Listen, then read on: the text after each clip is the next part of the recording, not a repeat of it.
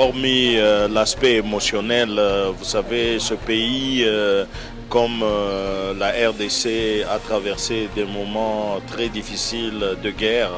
Et vous pouvez voir même des séquelles à travers les infrastructures du pays, mais vous voyez vraiment qu'il y a l'espoir, il y a la motivation de mieux faire. Et leur fonds est un jeune fonds qui a commencé qu'en 2016 et puis en 2018 ils ont encore amélioré. Donc avec beaucoup d'espoir et beaucoup de volonté, de travail peut bien être fait. Nous avons visité aussi le port qui est quand même un port qui est très actif. En RDC, nous sommes en train de travailler sur un port très important qui s'appelle le port de Banana. Mais ça nous a inspiré qu'avec le port, on peut avancer aussi beaucoup de choses. C'est un engin, c'est un outil très important pour le développement.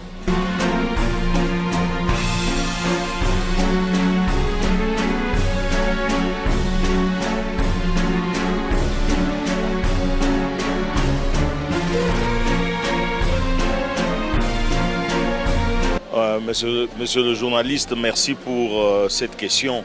Évidemment, la présence des présidents de conseils d'administration est très importante parce que c'est nous qui définissons la politique des établissements. Et pour cela, dans des forums à caractère international, nous devons être impliqués.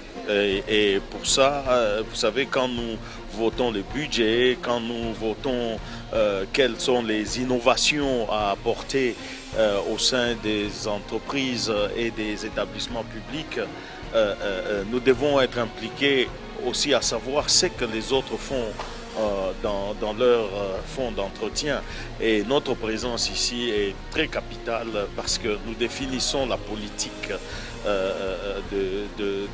du fonds. Donc c'était nécessaire et c'est nécessaire qu'on puisse donner plus d'importance aux présidents de conseil d'administration parce que c'est eux qui détiennent la politique de l'institution.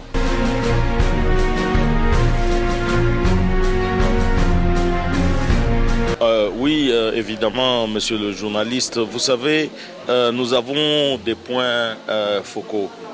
On a l'Afrique de l'Ouest, on a l'Afrique centrale, on a l'Afrique de l'Est et puis l'Afrique SADC.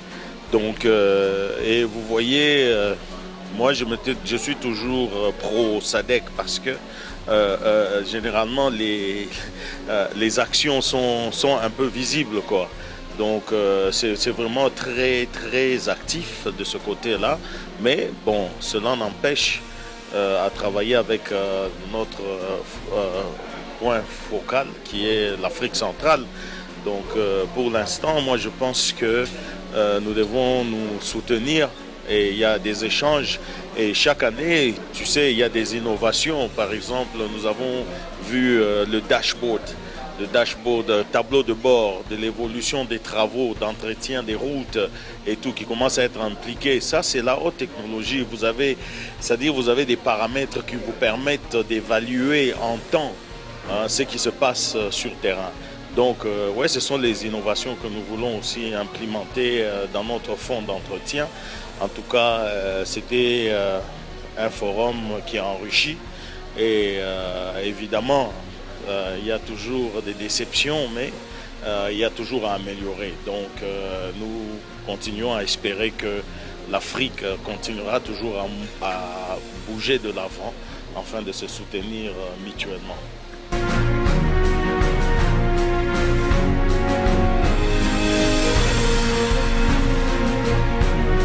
Oui, merci beaucoup.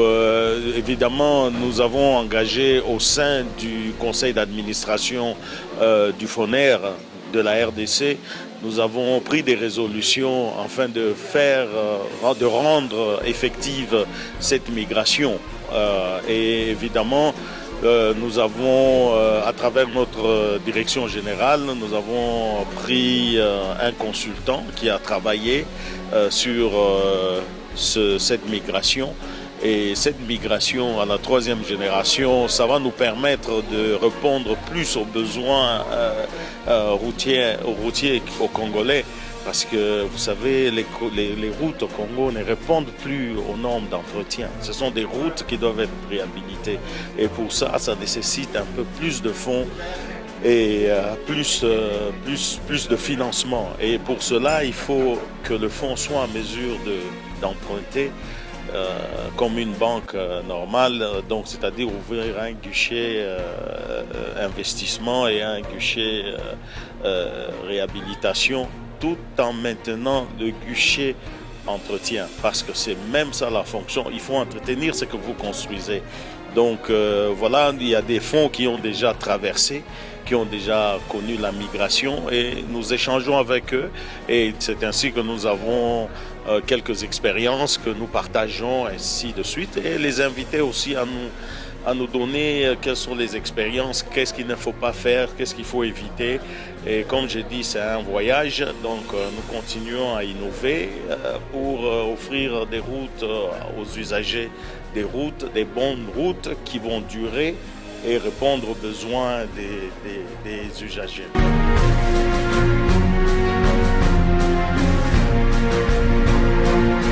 Oui, évidemment, la décision de la migration a été prise au sein du Conseil. Le Conseil prend la décision. Comme je vous ai dit, c'est nous qui définissons la politique de l'entreprise, de l'établissement, afin de la rendre effective. Nous avons voté au Conseil et maintenant nous avons donné des directives à la direction générale et la direction générale applique. Et oui, évidemment, nous la soutenons, nous soutenons la direction générale parce que avec la migration à la troisième génération, je pense que beaucoup de choses seront réglées que nous ne sommes pas en mesure de le faire actuellement.